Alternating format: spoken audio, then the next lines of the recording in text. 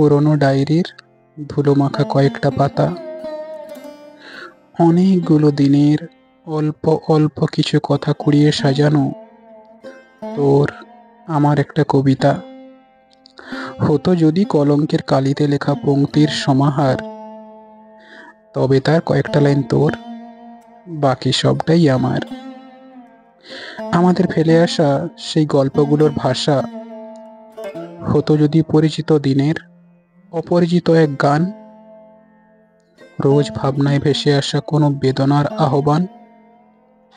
হতো যদি তাল কাটা কোনো এক সুরের অভিসার, তবে তার ছন্দগুলো তোর আর কথাগুলো আমার।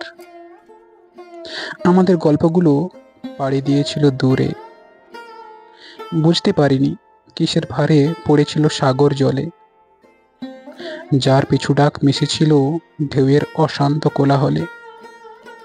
তা যদি হতো দিখারা কোনো নাবিকের হাহাকার, তবে তার কুল হতো তোর, ভাঙা মাস্তুল আমার।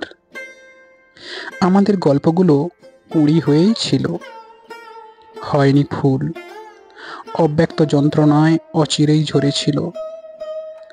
যে কলঙ্ক চিরকাল আমার চোখের তলায় লাগলো, তা যদি হতো শেষ বসন্তে কোনো প্রজাপতির অধিকার, তবে সে বাগান হতো তোর, ঝরা পাতাগুলো আমার। আমাদের গল্পগুলো ভিজেছিল চোখের জলে, শুকিয়ে নিয়েছিল আবার নিজেকে সূর্যের আড়ালে। নীল স্বপ্ন ধূসর রঙকে খুব কাছে পেয়ে হতো যদি মেঘলা দিনের আকাশ, সাথে বৃষ্টি কয়েকবার, তবে তার মেঘ হতো তোর আর বৃষ্টিগুলো আমার। আমাদের গল্পগুলো ভাঙা আয়নার মতো, যত বেশি করে ভাঙতে চাইছি এঁকেই যাচ্ছে তত।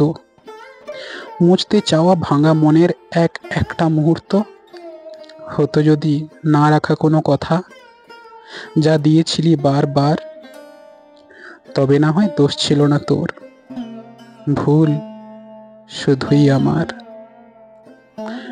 নমস্কার বন্ধুরা, আমি তোমাদের সব্বার বন্ধু অনিমেষ।